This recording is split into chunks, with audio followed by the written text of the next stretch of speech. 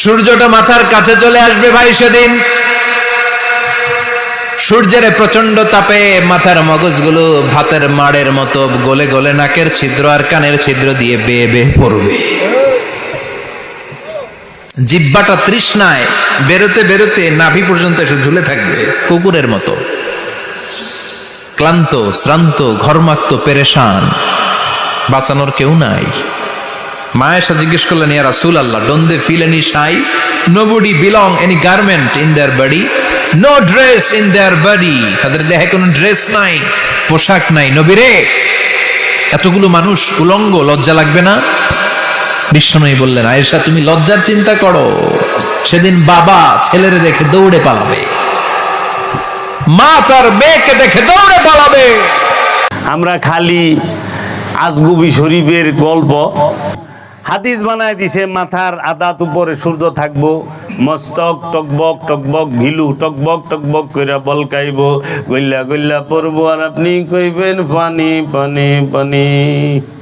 এখন বাড়ি লাগলে স্মৃতিশক্তি হারায় যায়, আর গিলু বলে বল খাইব, গইলা গইলা ফুরবো। মাথার আদাত উপরে সূর্য, পাগলে ধরছি যেহেন আছেন থেকে আদাত নামলেই তো বাপ রেখে যাবো গা শরীর মানে। এই যে জিনিসগুলোকে আমরা কখনোই ধরি না। খাজা বাবা সুলতানুল হিন্দ খাজা গরিবে নেওয়াজ 92 লক্ষ মুসলমান বানাইছে। ইউরোপ আমেরিকায় সবচেয়ে বেশি যে কিতাব চলে সেটা হলো মসনবী, জালালউদ্দিন রুমির লেখা। মসনবী যদি আপনি পড়েন ফার্সি ভাষাতে লেখা, আসলে বাংলা থাকলে আপনি দেওয়ানা হয়ে যাবেন গা। দয়ালের দয়ায় আমি একটু যে উর্দু আরবি সম্পর্কে একটু অভিজ্ঞতা আছে। আমি এই মসনবীগুলো উর্দুতে দেখি শুনি, আরে কিচ্ছু ভাল লাগবো না। আপনি দেওয়ানা হয়ে খোদা প্রেমে পড়বেন না মানে, রসুল প্রেমে পড়বেন না মানে, মানবের সেবা করবেন না মানে, সৎ হইতে বাধ্য। সৎ লোকের সঙ্গ করলেছেন সৎ হইবেন, পাগলের সঙ্গে গেলেছেন পাগল হইবেন। অনেক মতলবালির সঙ্গে যায় পাগল হইবার চায়। গেছি মতলবালির লগে, কয়ে আল্লাহ দিওয়ানা বানাও, চলতাছ মতলবালির লগে, দেওয়ানা কই থেকে হইবা? ইমাম গাজ্জালি তিনি লিখেছেন যে কিতাব, সেই কিতাবেরই পড়েন। তো কাজেই এই বিষয়গুলো ওলি আল্লাহ ছাড়া ইমান কি ইসলাম কি কিচ্ছু বোঝা যাবে না। ওলি আল্লাহরা কখনো ইসলামের দোহাই দিয়ে ক্ষমতায় যাবে চায় না। মুখে শেখ ফরিদ বগলে ঈদ। আপনি দেখেন ওয়াজের নমুনা কিনা, জিহাদ করতে হবে, এই করতে হবে, জিহাদ জিহাদ জিহাদ। লাস্টে কয় কি, আগে দেশে খেলাফত প্রতিষ্ঠিত করতে হইব। এই যে আয়া বসে রাজনীতির মধ্যে, জিহাদ রাজনীতির জন্য নয়, জিহাদ আত্মশুদ্ধির জন্য। প্রতিটা মানুষ যদি আত্মশুদ্ধি লাভ করে, ওইখানে সরকারের দরকার আছে, পুলিশের দরকার আছে। নিউজিল্যান্ডের জেলখানায় বলে তালা জং করে যায়,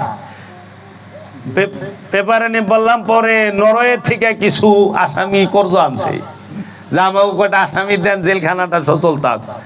পরে হেরা কটদিরে দিছে, হেটিরও সাজার ম্যাচ শেষ, আবার জেলখানা বন্ধ হয়ে গেছে।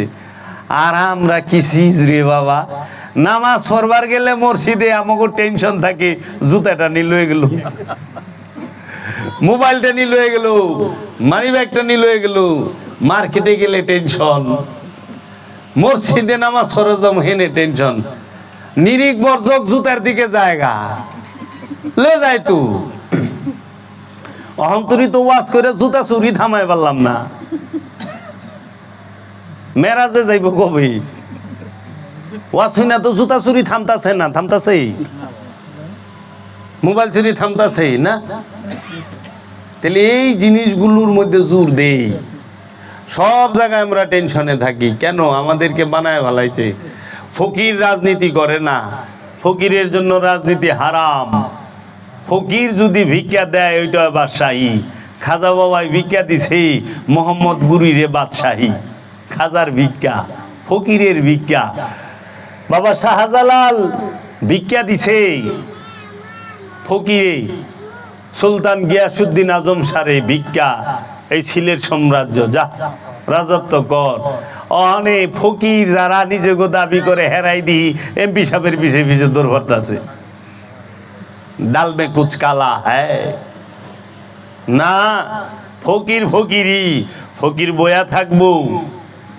আর ফকিরের অনুসারী যারা, তারা কি করবে, একবার সবুরের দেশে বয়নারে দম কষে উঠিস না রে ভেসে পেয়ে যন্ত্রণা, কারো রবে না এ দন জীবন ও যৌবন, তবে কেন মন এত বাসনা। সবুরের দেশে ফকিরের অনুসারী বৈশা থাকবো।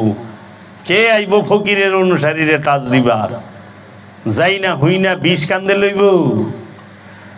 যে মুরিদ তার মুর্শেদের ধ্যানে সর্বক্ষণ থাকে, যদি তাকে কেউ গালি দেয়, তার মুর্শেদকে গালি দেয়, তার মুর্শেদকে যদি গালি দেয়, সে যায় তার মুর্শেদকে গালি দেয়। এইভাবে যাইতে যাইতে একেবারে মহানবী পর্যন্ত যায়। মহানবীরে গালি দিলে আল্লাহ ছাড়বো তারে? অলির মুরিদ যদি সে ধ্যানী হয়, সলাতি হয়, দায়েমি সালাতের মধ্যে থাকে, তারে যদি কেউ আঘাত করে, তার মুর্শিদ তারে ছাড়বো না, খায়া ভালাই দিব, ধ্বংস করে হালাই দিব। চিনে না তো? এর লেগা আমরা যেন মুর্শিদের ধ্যান করি। আমাগো অন্য কোনো শক্তি লাগবো না, আমার দয়ালি আমার শক্তি। আয়ো আয়ো। বাবা সারমাস্তের কল্লা কাটছে, মুঘল সাম্রাজ্য ধ্বংস করে দিছে সারমাস্তে। কই সেও কাটনের আগে সারমাস্ত উলঙ্গ থাকতো। বাবা সারমাস্ত মৌলবীর কথায় উলঙ্গরে কাপড় পিন্ধায় নামাজ পড়াইবার ঢুকাইছিল।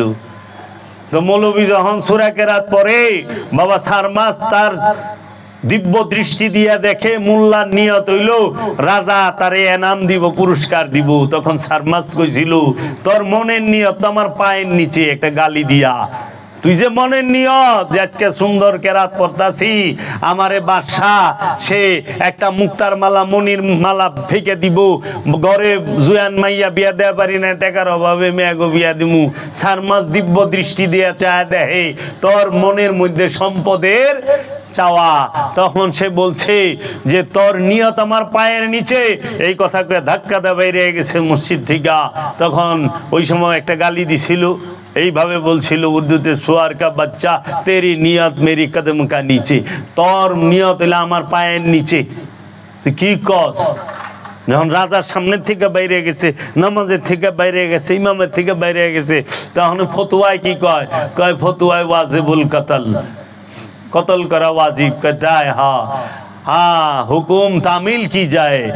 যা তখন হুকুম তামিল করবার গেছে, সারমাস্ত বাবা এক হারায় গেছে। তখন জালালি ভাবে আইসা বলছে বাদশাহ ঔরঙ্গজেবকে, আগার সারমাস্ত গয়া তো দিল্লি গয়া। যদি সারমাস্ত চলে যায়, দিল্লি চলে যাবে, দিল্লি থাকবো না।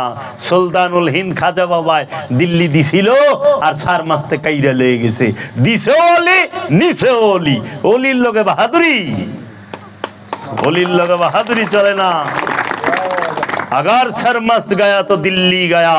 তখন কূপ দিয়া মাথাটা কল্লাটা কাইটা ফালাইলো। সঙ্গে সঙ্গে বাবা সারমাস্ত দেহ মোবারক নিয়ে দাঁড়ায়া হাত দিয়া নিজের মাথাটা নিজে উঠায়া বলল, সারমাস্ত গায়া দিল্লি গায়া, সারমাস্ত গায়া দিল্লি গায়া। গেল গা, শেষ মুঘল সাম্রাজ্য ধ্বংস। আল্লাহর ওলির লোকে বাহাদুরি চলে না।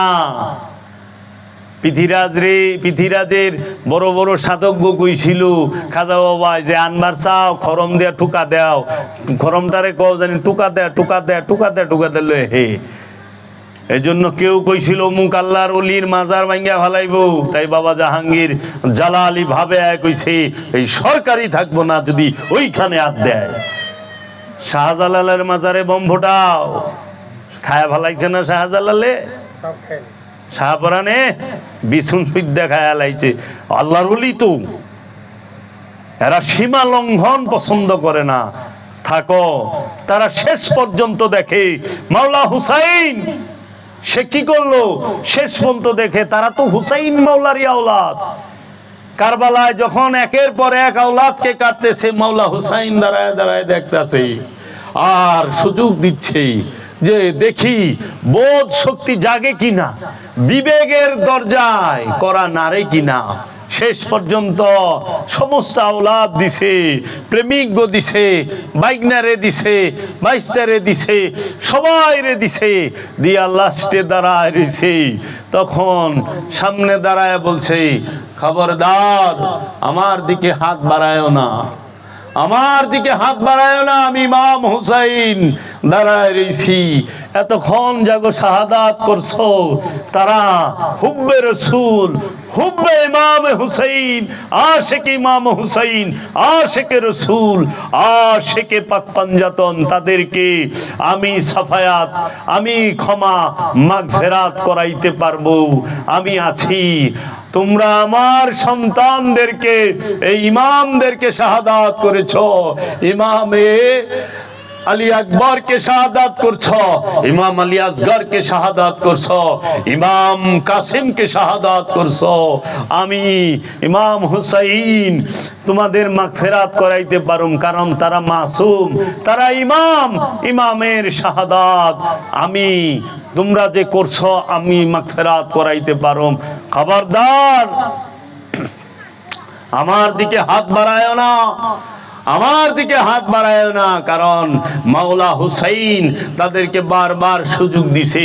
এজিদের সৈন্যের সামনে যা দাঁড়াইছে, হালমিন নাসিরিন ইয়ানসুরুনা, হালমিন নাসিরিন, এইখানে কি কেউ নাই আমাকে সাহায্য করার মতো? ইয়ানসুরুনা, তোমাদের মধ্যে একজনও কি নাই? আমি ইমাম হুসাইনকে এই জমিনের উপরে, আসমানের নিচে, যদি এই জগতের মধ্যে এখন মর্যাদার মধ্যে, মার্তবার মধ্যে সর্বশ্রেষ্ঠ আলা কেউ যদি থাকে, ওই সময় উপস্থিত ছিলেন মাওলা হুসাইন আলাইহিস সালাতু আসসালাম। তাকে শাহাদাত করার আগে তিনি তিনটা প্রশ্ন করেছিলেন, এখানে কি কেউ নাই আমি ইমাম হুসাইন, রসুলের নাতি, মাওলা আলীর সন্তান, মা ফাতেমার সন্তানকে সাহায্য করার মতো? সব জিদ চুপ হয়ে খাড়া রয়েছে। তারপরে দ্বিতীয় প্রশ্নটা করছে, এইখানে কি আমার নানাজির কোনো উম্মত নাই যে আমি ইমাম হুসাইনকে সাহায্য করতে পারে? কেউ আসে নাই, তার মানে মহানবীর উম্মত নাই। তাইলে দুইটা প্রমাণ করে দিছে, পাক পাঞ্জাতনের সাহায্যকারী, আওলাদের রসুলের সাহায্যকারীও কেউ নাই, মাওলা হুসাইনের সাহায্যকারীও কেউ নাই, এবং নানাজির উম্মতও কেউ নাই। লাস্টের কথাটা বড় মারাত্মক বইলা দিছে যে এইখানে কি একজনও মুসলমান নাই যে আমি মাওলা হুসাইনকে সাহায্য করতে পারে? কেউ নাই। তখন হুর একজন সাহাবী ছিলেন, তিনি তার ছেলে সহ 33 জন ওইখান থেকে বের হয়ে আইসা তারাও এজিদের বাহিনীর হাতে শাহাদাত বরণ করে। এই 33 জনকে বের করে আনার জন্য মাওলা হুসাইন ওইখানে যায় এই তিনটি বাণী বলছেন। মাওলা হুসাইন যখন লাস্টে বলে, খবরদার আমার দিকে হাত বাড়ায়ও না, আমি আশিকে রসুল, তো এইটা জরুর, অবশ্যই আমি সাহাবী, আমি রসুলের আওলাদ, আমি আশিকে রসুল, আমি ইমাম, আমি মাসুম, কিন্তু আমি সে মাওলা হুসাইন কি দ্বীনের মাদদগার। ইমামের শাহাদাত করাইছ, মাগফিরাত হবে, কিন্তু দ্বীনকে হত্যা করলে আর মাগফিরাত হবে না। মাওলা হুসাইন কি সুলতানুল হিন্দ খাজা বাবায় বলছেন, শাহ হাসতে হুসাইন, বাদশাহ হাসতে হুসাইন, দ্বীন হাসতে হুসাইন, দ্বীনে পানা হাসতে হুসাইন, শাহ হাসতে হুসাইন, বাদশাহী তো ইমাম হুসাইন, বাদশাহ হাসতে হুসাইন, বাদশাহ ইমাম হুসাইন, রাজাও ইমাম হুসাইন, দ্বীন হাসতে হুসাইন, দ্বীন হচ্ছে ইমাম হুসাইন, দ্বীনে পানা হাসতে হুসাইন। দ্বীনকে হত্যা যদি করো, দ্বীনকে যদি শহীদ করো, তাইলে তোমরা কোন জুলুমে পড়বা জানো? সেটা হইল দ্বীনের হত্যাকারী, কাতিলে দ্বীন। আর দ্বীনকে হত্যা করলে তার আর মাগফিরাত হয় না, তার আর মাগফিরাত হয় না। ইল্লা মাওলা হুসাইন সবার শেষে শাহাদাত বরণ করছে। কেন মাওলা হুসাইন? মাওলা হুসাইন প্রথমেই যেতে পারতো না? কেন সন্তানদেরকে দিল? সবাইরে সুযোগ দিছে, খবরদার তোমরা এই দিনকে হত্যা করো না, কারণ দিনের হত্যাকারীর কোনো মাগফিরাত হয় না, অভিশপ্ত এরা। কারা শহীদ করলো? মাওলা হুসাইনকে। সেখানে তো হাজার হাজার মুফতি ছিলেন, 4000 মুফতি ছিল, হাজার হাজার হাফেজ ছিলেন। সেইখানে হযরত সাদের ছেলে আমার ইবনে সাদ ছিলেন নেতৃত্বে। সাহাবা জলিলুল কদর বদরি সাহাবা হযরত সাদ, মহানবীর সবচেয়ে সেরা তীরন্দাজ ছিলেন হযরত সাদ। বদরের যুদ্ধে এই হযরত সাদকে বলছে মহানবী নিজে, হে সাদ, তোমার মা বাবা, তোমার উপর আমার মা বাবা কুরবান হোক, তুমি তীর থামায়ও না, তীর চালাইতে থাকো। হে সাদ কি দোয়া করছে! সেই সাদের, এই জলিল কদর সাহাবীর ছেলে আমার ইবনে সাদ, সে কারবালায় দাঁড়ায় গেল। সেই রসুলের নূরের আওলাদ, সেই রসুলের দৌহিত্র, সেই রসুলের ছেলে, নূরের ছেলে। কোরআন মতে আল্লাহ বলছেন, এই কোরআনের দলিলে মাওলা হুসাইন হচ্ছে মহানবীর নূরের সন্তান। তাকে শাহাদাত করে দিল কে? সম্পদের লোভে। কিসের লোভে জানেন? বর্তমান যে ইরান, এই ইরানের রাজধানী যে তেহরান, এই তেহরানের পূর্ব নাম ছিল রয়। এই রয়ের গভর্নরির জন্য, এই রয়ের গভর্নরি লয়া আমার ইবনে সাদ এবং সীমার দুইজনে কারাকারি করছে। ইবনে জিয়াদ বলছে যে ইমাম হুসাইনের কল্লা কাইটাই না দিতে পারবো, এজিদ বলছে যে ইমাম হুসাইনের মাথা কাইটাই না দিতে পারবো, তারে রয়ের গভর্নরি দিমু। এর লেগা সীমার আর আমার ইবনে সাদ খামছি। আর আমার ইবনে সাদ যদি সরে যায়, সীমার ঘটনা ঘটায় আলাইব। আবার এই সীমারই হচ্ছে ইমাম আব্বাস আলমদারের আপন মামু, মাওলা আলী শালা। কি কইবেন? স্বার্থের জন্য মামু বাইনা রাত পাও কেটে আলাইছে। প্রথমে 2 পা কাটছে, 2 হাত কাটছে, ঠোঁট কাটছে। সত্য ইতিহাস কন্যা কে? কোন ইহুদি, খ্রিস্টান, কোন জৈন, পারসি, তাও, মং, কোন সেন্টু, সাবাইয়া, শিখ, কোন নাস্তিকেরা এই আওলাদের সুলের উপরে কারবালা ঘটায় নাই, সিফিন ঘটায় নাই। এগুলো এই টুপি পাগড়িওয়ালা এই স্বার্থবাদীরাই ছিল। তাহলে এর জন্য ইসলাম কার থেকে শিখবেন? ধর্ম কার থেকে শিখবেন? ধর্ম কি আবু জেহিলার পোলা মারওয়ানের কাছ থেকে শিখবেন, নাকি মহানবীর নূরের আওলাদদের কাছ থেকে শিখবেন? মহানবীর নূরের আওলাদ মাওলা আলী, মহানবীর নূরের আওলাদ মাওলা হাসান, মাওলা হুসাইন আলাইহিস সালাতু ওয়াস সালাম, মহানবীর নূরের আওলাদ বড় পীর আব্দুল কাদের জিলানী, মহানবীর নূরের আওলাদ খাজা গরিব নওয়াজ খাজা বাবার কাছ থেকে শিখবেন। কার কাছ থেকে শিখবেন? কারণ ইয়াজিদ সে যখন 61 হিজরিতে কারবালা ঘটায়, 61 হিজরিতে কারবালা ঘটানোর পরে সে 64 হিজরিতে মইরা যায়। তার আতা পাতা কিচ্ছু নাই। এরপরে ক্ষমতায় কে বহে? এজিদের পুলায় বা রাজত্বে বসে নাই। দামেস্কের মসনদে নবিয়ার নাতি বসে নাই, এজিদের ছেলে বসে নাই। কে বসলো? তখন বসছিল এজিদের প্রধানমন্ত্রী, মারওয়ানের মবিয়ার প্রধানমন্ত্রী এবং হযরত উসমানের মেয়ের জামাই, মবিয়ার আপন চাচতো ভাই, হযরত উসমানের আপন চাচতো ভাই, আবু জেহিলার ফুলা, মানে আবুল হেকামের ফুলা, তার নাম হইল মারওয়ান বিন হাকাম। এই আবুল হেকামের ছেলে মারওয়ান বিন হাকাম, সে বসলো ক্ষমতায়। দেখেন সারা জীবন মহানবীর বিরুদ্ধে যুদ্ধ করতে করতে আবু জেহেল মরছে। তার পোলায়ও আলে বংশ রসুলের বিরুদ্ধে এই ক্রিমিনালি পলিটিক্স করতে করতে আলে রসুলকে হত্যা করছে। সে যায়া দামেস্কের মসনদে বসলো মারওয়ান বিন হাকাম। মারওয়ান বিন হাকামের পোলারা প্রায় 80 থেকে 82 বছর ক্ষমতা চালাইলো। লম্বা সময় ক্ষমতা চালাইছে আবু জেহেলের বংশ। মানুষ জানি না কই এজিদি ধর্ম, এজিদি ধর্ম। এজিদ তো কারবালার পরে ওর চ্যাপ্টারই ক্লোজ। আইলো মারওয়ান। মারওয়ান কি রসুল প্রেমিক? মারওয়ান রে আল্লাহর রসুল কইছে গিরগিটির বাচ্চা, খচ্চরের বাচ্চা কইছে, গিরগিটির বাচ্চা এমনি কইছে। মারওয়ান রে আল্লাহ রসুল কখনোই করতো না। এই মারওয়ান, তোমরা ধর্ম কি মারওয়ানের কাছ থেকে শিখবা না মাওলা আলীর থেকে শিখবা? সমাজে মারওয়ানের ধর্মই তো প্রতিষ্ঠিত হয়ে রয়েছে রাজ শক্তি লইয়া, কারণ তার কাছে রাজ ক্ষমতা, সম্পদ, অর্থ, কোনো কিছুর অভাব নাই, তেলের টেকা, কত কিছু। মাওলা আলীর বংশের কাছে মাওলা আলীর নূরের শক্তি, এর লেগা সুলতানুল হিন্দ একাই কাফি অখণ্ড ভারতের লেগা।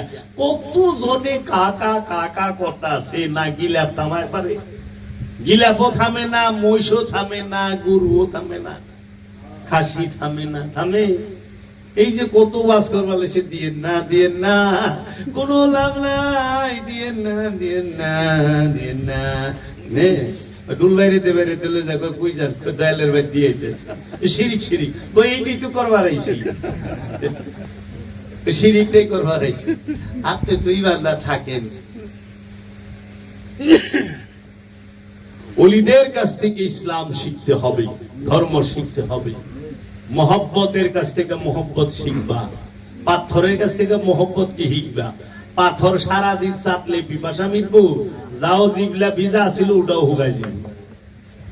এর লেগা বরফের মধ্যে যদি চাটন দাও তাও পিপাসা মিটার চান্স আছে। পানি লাগবো পিপাসা মিটাইতে, এই জন্য খালি গিয়া গ্লাস পিপাসা নেহি বুঝাতে, प्यास नहीं बुझाते, খালি গ্লাস, গ্লাসে পানি লাগবো। এর জন্য আমরা ওলিকে মানবো, ওলিকে ভালোবাসবো। সওয়াব অর্থ কল্যাণ, আর রাসূল হইল রহমত। রহমত থাকলে আমার লগে আমি সওয়াব দেখি গুরু, আমার লগে তো রহমত রয়েছে। অনে যার খাতির আইজির সাথে হ্যাঁ হাবিলদার রে দুঃস্থ বানাই কি করবো, খাতির তো আইজির লগে যেখানে যাইব হুনেই তার দাম আছে। হাবিলদার সাহেব তো থানায় গেলে ওসির সামনে দিব ঘুরায়। কাজেই আমরা ওলির সাথে আছি, থাকবো সব সময়। যে ওলি সাথে তার লগে না, যে ওলি তার লগেই। আমার ইমান আহলে বাইত, আমার ইমান পাক পাঞ্জাতন, আমার ইমান মহানবী, আমার ইমানের মূলে সমস্ত আল্লাহর ওলি, সমস্ত আল্লাহর ওলি। অবশ্যই তারা দয়া করব। বাবা অনেক কি করলাম, অনেক জ্ঞানী গুণীজন আসছেন। আমাদের রংপুর থেকে একজন মেহমান আসছেন, আমার ভাই শহীদুল ইসলাম মাস্টার। ভাইজান কিছু বলেন 2-4-10 মিনিট।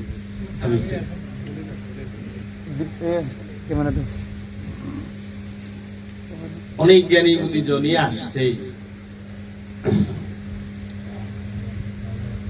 আমরা তো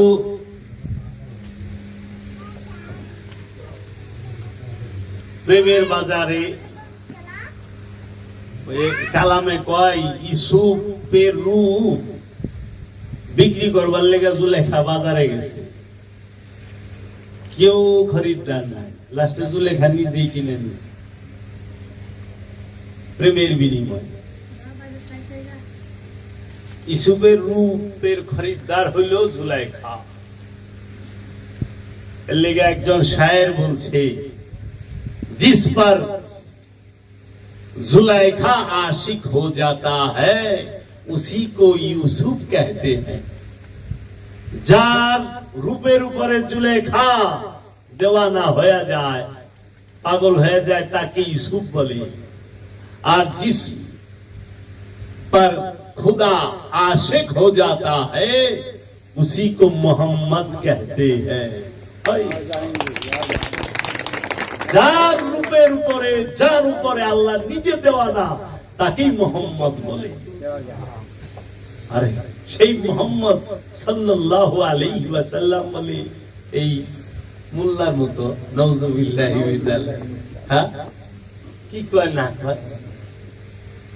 আল্লাহ যার দেওয়ানা, যিনি চাদর মুড়া দিলে, যিনি চাদর মুড়া দিলে আল্লাহ ডাক দেয় ইয়া আইয়ুহাল মুজাম্মিল, হে চাদরে ঢাকা। আল্লাহ চায় এসে দুস্ত চাদর গায়ে দিয়েছে। আর আপনারা হাসরের মাঠে উঠে দৌড়াইবেন, তাও তো আল্লাহ চিনব না। চার ধরে গায়ে দিলে চিনব, কি কয় না কয়? হাসরের মাথায় ল্যাংটা তোর পারবো না, চিনব না, খানি এখানে করবো। আবার দান করলে বয় কাপড় নেয় মাথায়, নূরের টুপি দিয়া। যে গজল গানা দান করেন গো মাতা পিতা, সুখে থাকবেন কবরে, নূরের টুপি মাথায় দিয়া হাঁটিবেন গো হাসরে। অথচ হেরাই কে বলেছে হাসরের মাঠে সবাই উলঙ্গ থাকবে। ওখানে উলঙ্গ, কিন্তু কয়জনের মাথায় নূরের টুপি? কি মন লাগবে? বয় কাপড় নেয় মাথায়, বুঝি কি কয় না। নিজের থোবরা ছিল আল্লাহর রসুলরে কইছি আপনি আপনার বংশ দেখান। আল্লাহর রসুল চাদরের নিচে নিয়া আল্লাহর রসুলের বংশ দেখাইছি। আল্লাহর রসুল যখন বলছে আমি আমার ছেলেদেরকে নিয়া, আমার নফসকে নিয়া, আমার নেশাকে নিয়া আমি রবের দরবারে ফরিয়াদ করি, তোমরাও করো, আসো আমরা লানত বর্ষিত করি। লানত আল্লাহে আলাল কাযিবি, মিথ্যাবাদীর উপরে লানত দেই, লজায়। ওই সময় ইহুদি সবাই দিকে ডরায় গেছে, হায় হায় এই নূরের বংশ, এই নূরেরা যদি ফরিয়াদ করে আমরা ধ্বংস হয়ে যাব, তাহলে তাদের কি জলওয়া ছিল রসুলের বংশে, সেই রসুলের বংশ। আয়াতে মুবাহেলা, এইটা মুবাহেলায় যখন গেছে, বাহাস বলতে কিচ্ছু নাই। বাহাস মানে তর্ক। এক টাইমে বাসলুকের লোকে ঝগড়া করে হারণ যায়, একটা মুরুক্ষর লেগে হুন্ডো দিন তর্ক করেও পারবেন না, অজ্ঞানী জীবিকা। মূর্খ তো ভয়ঙ্কর বাহাস করবে, বাহাস করো। আইব মুবাহেলা, আহেন যদি কিছু অর্জন করে থাকেন লন। পদ্মা ব্রিজের উপরে যাইবে কিংবা অন্য যে কোনো ব্রিজে যাইবেন, বড় নদীর স্রোত যেহেন আছে, চিনির বস্তায় ডুববেন, মুখটা বাইন্দে দিব, মুখে বিষটা বাইন্দা ফালাই দিব। আপনি মৌলানা সাহেব আপনারও ভালাইব, ওই যে আপনার নজরে যে বন্ড হেরেও ভালাইব। 3 দিন পরে যে উঠায়া পড়বো, তখন সে নতুন কিছু কামাইছে। লন এইটা কর মুবাহেলা। দরকার নাই হুজুর জানাতে, পাগল খেপায় লাভ নাই। আমার তো গার্জেন আছে, বাবা জাহাঙ্গীর আছে, আমাকে রক্ষা না করলে তার ইজ্জত থাকবো না। তোর কে আছে? আমার জাহাঙ্গীর বাবা আছে। খবরদার। গৌসে পাক আব্দুল কাদের জিলানী আলাইহিস সালাতু ওয়াস সালামের এক শিষ্য ছিল, বলছি যে বাবা আমারে কিছু দেন। কয় তাই? আমি কিছু চাই আপনার কাছে। তাই? এই সাপলটা লয়ে যা, ওই বড় গাছ আছে না, ওই গাছের যে মোটা ডাল, ওইটার নিচে গাড়বি, গাইরে ওই ডালে জাপ দিবি, যদি দিয়া পারস আমি তোর কিছু দিব। মানে সাফল লেগে গেছে গাছে, গাইরা গাছের ডালি দুইটা নিচে চাইছে, পরে যদি মরে তো যাইব চিন্তা হবে যে আবার কে যদি কিছু না হয়, ডরে টাইমে আয় করছে। এক লোক গম কাটবার লইছে তার খেতে, ওদের লয়ে যাইতেছে, কই ভাই কই গেছিলেন? এরকম দাইলে কইছিল যে এই সাফল এইটার মধ্যে যদি জাপ দেওয়া পারাস আমি কিছু দিব। কই কি সাফল এটা বেচবানি? কিছু তো জাপ তো দেও নাই, পাইল না, এটা লোক কই যাও, এটা বেচবা। কই কি দিলা? কই তুমি কও। কই খেতের গম দিয়ে দাও, সব টাকা দিলাম দাও। সাফল লয়ে যে ঠিক ওই গাছের ওখানে গেছে, যে নু গাছে ওখানেই গাছে। গাইরা যখন ওই ডালে থেকে জাপ দিছে, গৌসে পাক আব্দুল কাদের জিলানী আইসা নিচে হাত দিছে, আয় রা খবরদার, গৌসে পাক হাজির। প্রেমটাও তো এইরকম লাগবে, বিশ্বাসটাও তো এইরকম লাগবে। আমরা কি আল্লাহর উপরে বিশ্বাসী? আমরা কি রসুলের উপরে বিশ্বাসী?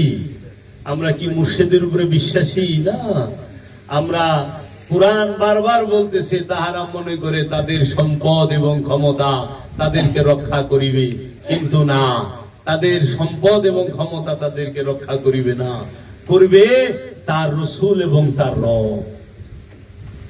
তোমাকে রক্ষা করবে তোমার রসুল এবং রব। দেখো নাই সাহাবায়ে কেরামদেরকে আল্লাহ রসুল কি মলম লাগায় আর ব্যান্ডেজ দিয়ে রূপ ভালো করছে নি? মুড়ি দিয়ে কাইটা গেছে, লালা লাগায় দিছে, সাপে কাটছে, লালা মুবারক লাগায় দিছে, ভালো হয়ে গেছে। পৃথিবীতে কোন মেডিসিন আছে এরকম নগদ হয়ে যায়? পানির নিচে ইউনুস নবী রইল। তাহলে তো বাবা, এর জন্য মুর্শিদ ছাড়া দরুদি নাই। মুর্শিদের ধ্যান অবশ্যই দায়মি সালাত করতে হবে, হজ করতে হবে, কুরবানি করতে হবে। সেই কুরবানিটা হইতে হবে কি? নিজের আমিত্বের কুরবানি, নিজের সক্রিয়তার কুরবানি, নিজের ইচ্ছার কুরবানি রসুলের কাছে। গরুটা যেরকম আল্লাহর কাছে কুরবানি করেন নিজে, ঠিক ওই রকম নিজের ইচ্ছাটারে রসুলের কাছে কুরবানি করেন। গরুটা যেরকম কুরবানি হইবার চায় না, ৮-১০ জনে ধরলে বড় লাইতে লইতে নাক নাকশা বলটায় দেয়, ঠিক আমিত্বটাও নিজের ইচ্ছাটাও মুর্শিদের কাছে কুরবানি হইবার চায় না। আপনার নফসরে উল্টা পাল্টা এটা সেটা করে হালায়, অস্থির করে হালায়, পেরেশান করে হালায়। এর লেগা ওই নফসটাকে কি করবেন? কুরবানি, ওই নফসের আমিত্বটাকে কুরবানি রসুলের কাছে করবেন। কেমনে? ওই যে গরুটার জন্য টাইট করে বাঁধেন, অনেকের তো দিহি একটা সঙ্গায় না ছাতাতে ধরে, বৌরাবাসের গুড়া ধরে, এমনি আমিত্বটারে ধরেন। দেখেন আমিত্ব কুরবানি করেন আগে, তারপরে পশু কুরবানি করেন। আমিত্ব কুরবানি না কইরা পশু কুরবানি করলে এক পশু আরেক পশুরে কুরবানি করলো, কারণ নিজেও পশু হয়ে রয়েছে, মনের মধ্যে দুনিয়ার পশুর স্বভাব বয়ে রয়েছে। পশু নাই, সিংহ আমার মনে নাই, কিন্তু সিংহের স্বভাব আমার মনে আছে। কুকুর আমার মধ্যে নাই, কিন্তু কুকুরের স্বভাবটা মানুষের। দেখেন না, বিভিন্ন পশুর স্বভাব দিয়া, একটা পশুর মধ্যে একটা পশুর স্বভাব আছে, কিন্তু মানুষ এমন প্রাণী, একটা মানুষের মধ্যে সকল পশুর স্বভাব পাওয়া যায়। গরুর স্বভাব নাই রে, দেখবি খালি খায় আর ঘুমায়, এটা হলো গরুর স্বভাব। আচ্ছা, পশু পেট ভরে খায়, গাঠি ভরে নেয় না। মানুষ তো পশুর থেকে বাল হুমা দাল, পেট ভরে খাইব আবার গাঠি ভরে লইছে। দেরাম কাইটা বাস্কিট বানাইছে, বিরাট বিরাট বাস্কিট। এর জন্য পশু কুরবানি করার আগে আমিত্বকে কুরবানি করি, সেটা রসুলের কাছে, আল্লাহর কাছে, আল্লাহর ওলির কাছে। কাজী নজরুল ইসলামও বলেছে, মনের পশুকে করো জবাই, পশুরা বাঁচে বাঁচে সবাই। একটা মানুষের হাতে যদি একটা পশু জবে হয়, একটা মানুষের সেবায় যদি একটা পশু যায়, সে ধন্য। একটা ওলি, তার সেবায় যাবে পশু, পশুর জীবন ধন্য, পশুর জীবন ধন্য। অলিকে উদ্দেশ্য কইরা, রসুলকে উদ্দেশ্য কইরা, এই জন্য কুরবানি পশু ও উট মানত করছে। আর মানতটা কার জন্য করছে সেইটা দেখবেন না? ইসমাইল নবীর লেগে ইব্রাহিম নবী কতটি উট কুরবানি করছে, আর হযরত আব্দুল্লাহর লেগে আব্দুল মুত্তালিব কতটি উট কুরবানি করছে। মানুষটা দেখতে হইব না কার জন্য করছে। ওই পশু তো ধন্য যে রসুলের জন্য জীবন দিচ্ছে, ওই মানুষ ধন্য যে রসুলের জন্য জীবন দিচ্ছে। ওই মানুষকে ধন্য নিজে মতলব আদায় করবার যা মরে গেছে গা, ওই মানুষ ধন্য। তো উহুদের ময়দানে কাফেরও মরছে, শহীদ হয় নাই, কিন্তু সাহাবা ইন্তেকাল করছে, শহীদ হয়েছে। মানে কি? সাহাবা শহীদ হয়েছে রসুলের জন্য, আর কাফের শহীদ মরছে ক্ষমতার জন্য। ক্ষমতার লেগে মরলে ওইটা কাফের, আর রসুলের জন্য শাহাদাত হইলে ওইটা হয় শহীদ, জীবিত হয়ে যায়। তো বুঝতে হইব না? মানে যারই তা আপনার লেগে মানত করছে,